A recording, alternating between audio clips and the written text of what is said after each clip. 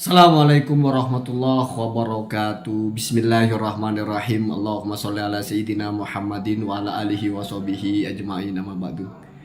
Jalalallahu wa iyyakum min ahlil khairi was sa'ada fid dini wad dunya wal akhirah. Wa sahalallahu umurana wa umurakum wa umur ummati Muhammadin sallallahu alaihi wasallam fi sirril alam khususatan fi Palestina wa ghairiha. Amin Allahumma amin. Saya mengikuti polemik nasab ini bisa dibilang sejak awal. Dan mungkin kalau di YouTube saya paling sering mengupload video tentang nasab ini. Jadi kalau ada orang yang percaya dengan saya, setidaknya saya boleh bicara apa sebetulnya persoalan paling krusial dalam masalah nasab ini. Namun sebelumnya saya disclaimer dulu. Saya ini tidak pernah tergabung dalam kelompok. Misalnya ada seminar pembelaan kepada Wa'alawi atau apa, diskusi, dan nanti saya juga jawab kenapa saya itu tidak diundang atau tidak terlibat dalam diskusi di tanggal 7-8 di Robitu Alawiyah itu. Yang pertama kita bicara apa sih persoalan pokok di sini, yaitu tentang keabsahan nasab sadah Ba'alawi ketika mulai Keimat itu membuka-buka kitab nasab. Lalu Keimat itu mulai menyampaikan teori-teori yang menurut beliau itu adalah benar. Dicari kitabnya kok tidak ada, bagaimana bisa sah? Sementara dalam nasab itu ada namanya Sukhra Istifadoh. Tapi kata Keimat, Sukhra Istifadoh itu hanya berlaku untuk nasab yang sekarang. Jadi Sukhra Istifadohnya Maman anaknya Mukidi itu ketika sekarang mereka. Maman anaknya Mukidi sekarang masyhur, maka mereka yang kita ikuti suhrohnya, bukan Ubaidillah kita ikuti suhrohnya sekarang. Maka Keimat selalu bertanya, sejak kapan suhrohnya? Apakah suhroh dari awal, apakah masuk suhroh hadisah? Sekarang begini, dulu Rasulullah SAW itu ketika menanyakan nasab atau tentang seseorang itu, Rasul bertanya kepada orang-orang yang ada tentang orang-orang yang ada, tentang wafdu Bani Qais. Kalau tidak salah ada utusan dari Bani Qais itu, atau wafdu Qaisin ya, saya kadang-kadang keliru ya. Pokoknya ada sekelompok orang itu, lalu Rasul bertanya, mereka siapa? Maka orang-orang qalu, lebih dari satu, orang-orang berkata, mereka ini adalah dari Bani Rubi'ah. Rubi'ah itu hidup 500 tahun sebelum Rasulullah. Setelah itu Rasul menerima. Artinya Rasul itu menerima informasi dari banyak orang. Saya tidak mau ngegas pakai kitab ya, percuma ya, sekarang sudah musimnya nggak gitu kayaknya ya. Jadi Rasul itu ketika ingin memverifikasi nasab seseorang yang ditemuinya pada waktu itu, Rasul itu bertanya tentang mereka kepada orang-orang yang ada, lalu mereka menjawab dan Rasul menerima jawaban itu. Tidak ada pertanyaan apakah mereka ini sudah suhroh sebagai duriyahnya Bani Rubi'ah. Dari mulai Bani Rubi'ahnya, misalnya leluhur mereka ini lewat jalur siapa? Misalnya Rubi'ah punya anak Mukidi, apakah Mukidi sebagai anaknya Rubi'ah suhroh pada waktu itu? Nggak ada pertanyaan itu, Pak. Nggak ada begitu. Karena konsep suhroh itu adalah ada ucapan banyak orang, la yumkinu tawatuhum alal kadib. Berdasarkan kita akal sehat, tidak mungkin semua orang ini bersepakat dengan kebohongan. Oh, berarti ini berita yang benar. Letak kebenarannya bukan terbukti. Ada kitabnya, terbukti. Enggak. Tapi karena mereka ini nggak mungkin bohong, jadi ini pemahaman terbalik. Mereka ini adalah sekelompok orang tidak mungkin bisa mengatakan sesuatu yang berbohong. Oh, berarti yang mereka katakan itu benar. Sesimpel itu, Pak. Surah Istifadah itu yang diajarkan Rasulullah. Jadi dulu begitu ya. Bukan hanya mereka. Rasulullah ketika tahu misalnya Sayyidina Abu Bakar dari Bani Taim, Sayyidina ini sahabat ada yang menyatakan kami dari sini, kami dari situ. Itu di masa itu dan memang dikenalnya sudah seperti itu. Maka kalau kita baca kitab-kitab nasab, kalau sudah bicara Suhra Istifadah, yang pertama adalah iwadun anil wathaiq an-nasabiyah. Ini sudah lama saya bicara ini. Jadi kan aneh, Pak, kalau mempertanyakan Suhra kok ditanya kitabnya. Namanya Suhra itu sudah mengganti dari kitab. Bahkan asar Suhra itu adalah inda amudi dzikri ahadi amudin nasab, inda adami dzikri ahadi amudin nasab. Ketika ada yang tidak disebut, itu maka kalau ini orang sudah Suhra itu nggak menjadi persoalan.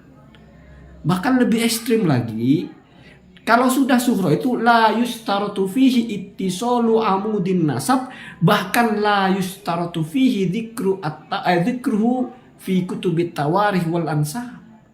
Kalau sudah suhroh itu tidak perlu disebut dalam kitab nasab, tidak perlu disebut dalam kitab tarikh. Kenapa? Karena mujarradus suhrohnya itu, Pak. Jadi suhroh dan kitab nasab itu dua hal. Makanya kalau baca turuk subutin nasab, ada khutun nasab, ada suhroh istifadoh. Kalau suhroh istifadoh juga ternyata ditanya kitab nasabnya, oh berarti Anda ngoplos. Ini pintu kiri, pintu kanan. Kamu tidak lewat pintu kiri, bisa lewat pintu kanan. Tidak lewat pintu kanan, bisa lewat pintu kiri. Nggak ada cerita. Pintu kanan tergantung pintu kiri. Kalau pintu kiri terbuka, baru kanan itu bisa dimasuki. Kalau pintu kiri tertutup, kanan tidak bisa. Kalau tidak ada kitabnya, suhroh ditolak. Itu persoalan krusialnya di situ.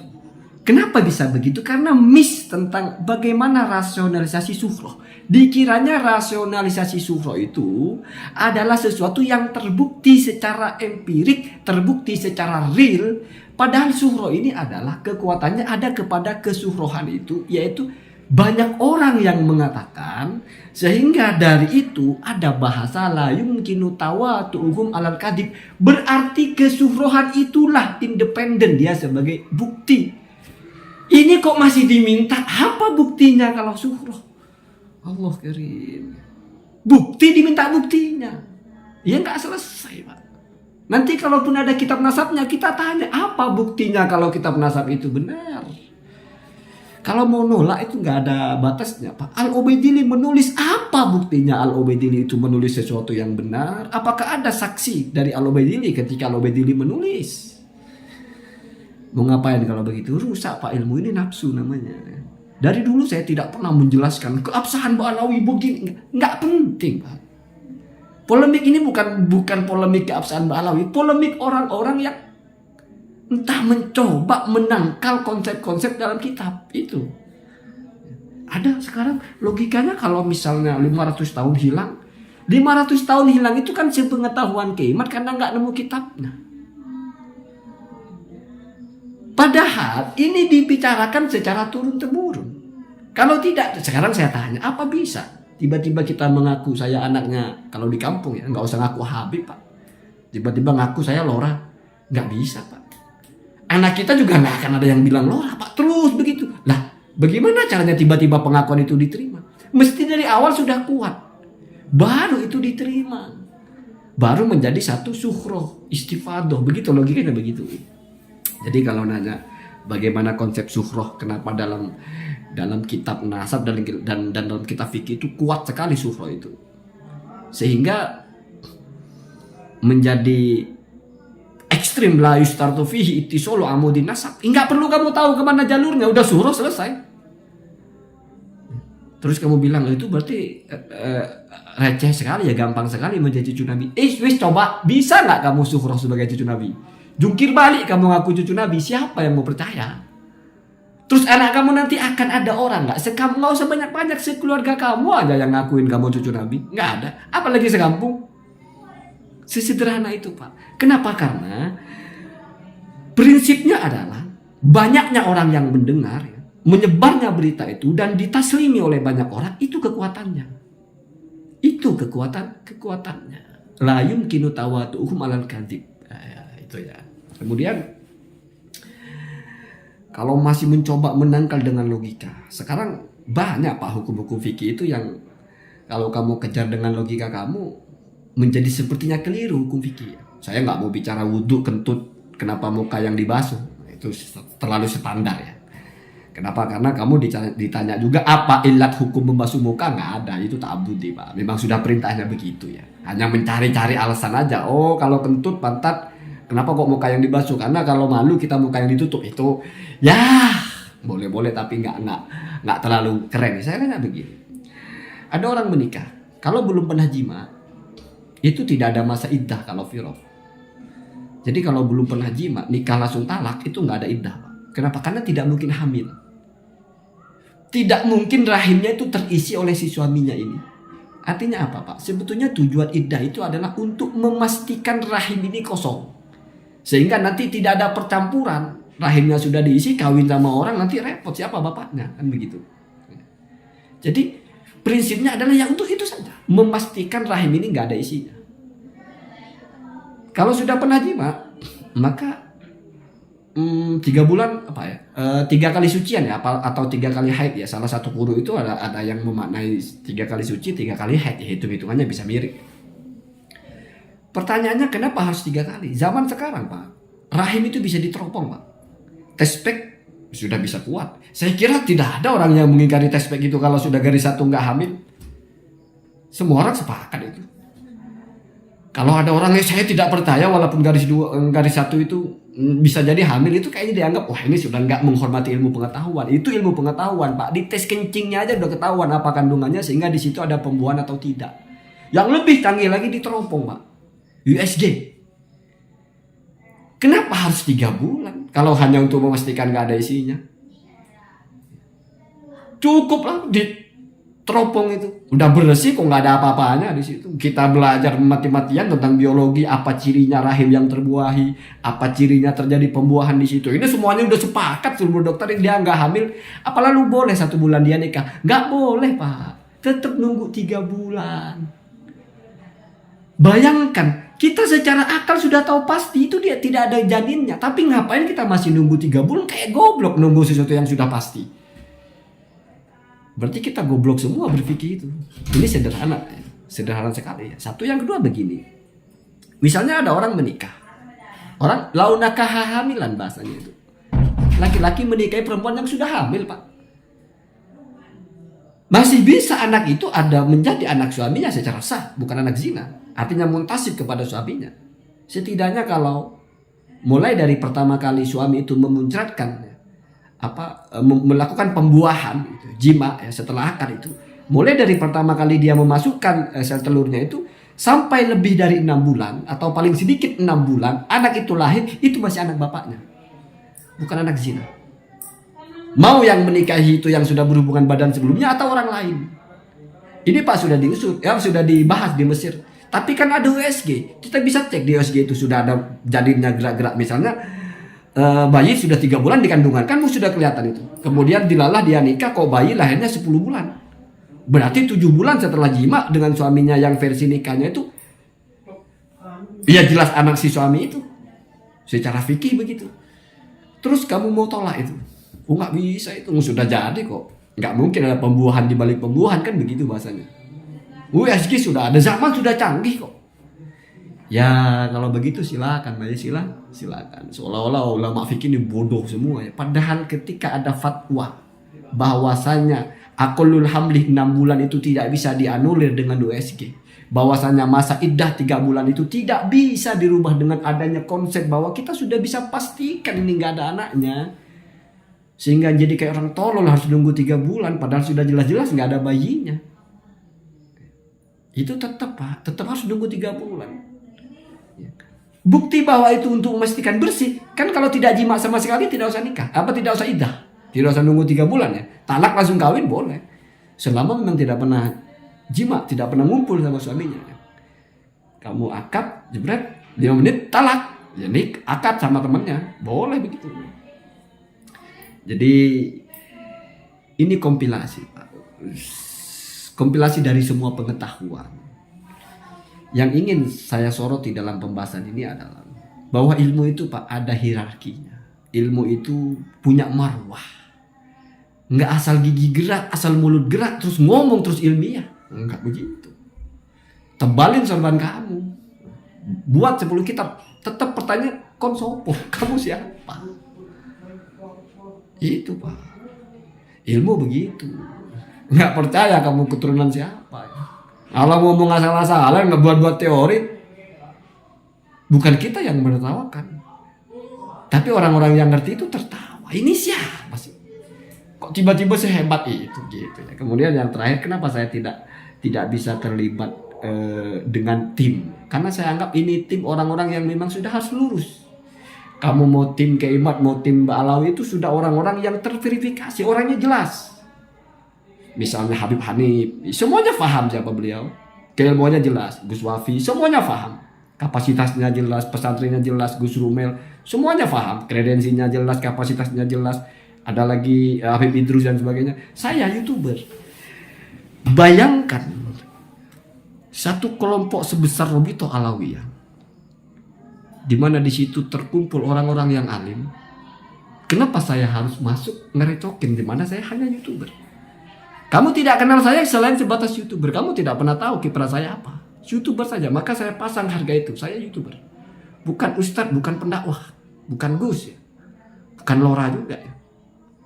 Setidaknya kalau diukur dari semua hal itu tidak standar lah untuk menyandang itu. Maka dari itu saya anggap saya ini orang lain. Bicara ini ya dari yang saya baca, dari yang saya sampaikan. Ini kelompok ini bicara ini kelompok itu bicara itu. Begitu ya, begitu. Jadi kenapa saya tidak diundang atau saya tidak ada di situ? Ya karena itu makomnya orang-orang tertentu, Pak. Itu namanya kita tahu kelas, tahu barang. Ini level apa? Leverage bahasanya ya. Ini namanya kita mengerti. Dan yang terakhir mungkin secara passion juga ya. Mungkin saya juga tidak passionnya ada di kelompok-kelompok dan ngangkat bendera yang jelas gitu ya. Ini kelompok edukasi kepada umat, instansinya resmi, mereka juga berbicara di situ dengan referensi dan sebagainya. Saya nggak begitu. YouTuber, Pak. YouTuber. Sekarang bayangkan kamu, sepertinya krisis sekali Robito Alawi ini sampai semua orang diangkut gitu. YouTuber lah, YouTube nggak, Pak. Mereka pilih-pilih, Pak. Ini siapa. Gitu. Kita juga begitu, Pak. Kita kalau mau membangun satu kesatuan yang utuh, yang kuat, ya kita juga tahu siapa yang masuk. Kalau kelompok sebelah nggak tahu. Ini mungkin bedanya Robito Alawi dengan kelompok sebelah. Kalau kelompok sebelah YouTubernya masuk semua. Semua masuk asal sepakat angkut, ya nggak tahu siapa ya. Kalau kelompoknya Robito itu eksklusif, Pak. Orang-orang tertentu. Orang-orang kalau di i'rab jelas. Dia rofa, alamat rofanya yang mana jelas. Misalnya ini rofanya domah. Kenapa domah isi mufrad? Jelas, Pak. Ciri-ciri isi mufradnya apa? Jelas. Kalau kita bingung, wairul munsorif semua. Kalau saya levelnya wairul munsorif itu nggak bisa di i'rab ini. Katanya katanya nasob, ini katanya jer tapi kok pakai fathah. Itu namanya wairul munsorif ya. Jadi agak aneh-aneh gitu ya, gitu ya. Maka dari itu menjadi menarik perdebatan ini sehingga ada sisi lain. Sisi lain kita bicara memenang ini dialektika keilmuan. Ada komentator, saya komentator, bukan orang yang terlibat di situ. Walaupun saya berharap one day suatu ketika mungkin ada momentum langsung dengan keimat gitu ya. Karena kalau saya lihat sekarang kayaknya masih jarang sekali akan terjadi dengan keimatnya. Ya, semoga langsung keimat itu berdebat benar-benar gitu ya, entah ngelawan Habib Hanif, entah ngelawan Gus Rumel, entah bukan debat lah, diskusi ya. Karena selama ini kan undang mengundang menjadi satu. Sini ngundang, yang sini ngundang. Akhirnya ini ngundang baru 5 kali. Baru 1 kali. Ini kita sudah 5 kali, sudah ke 6 kali.